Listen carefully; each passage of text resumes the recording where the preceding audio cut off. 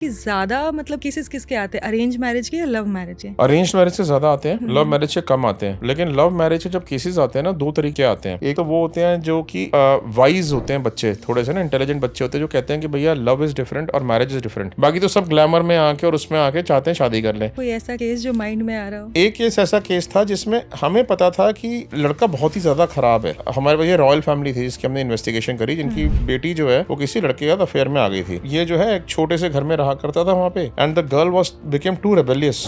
वो कहते हैं मुझे इसी से शादी करनी है। पेरेंट्स ने कई बार समझाया, काउंसल किया, सब कुछ किया।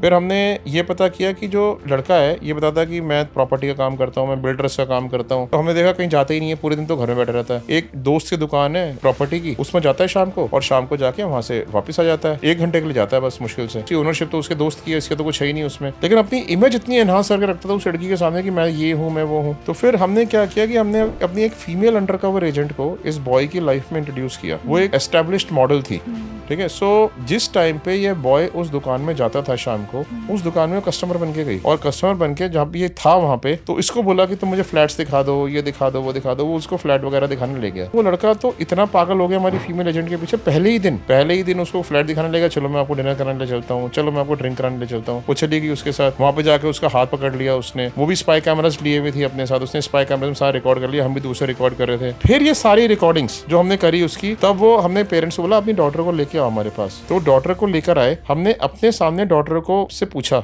आप इस लड़के से प्यार करते हो? तो कहते कि हाँ मैं बहुत करती हूँ। कहते कि वो हमने उससे पूछा कि you are ready to go to any extent? कहते I can go to any extent, I can go against my parents also and we are ready to get married. What if he cheats you? Never ever cheat me.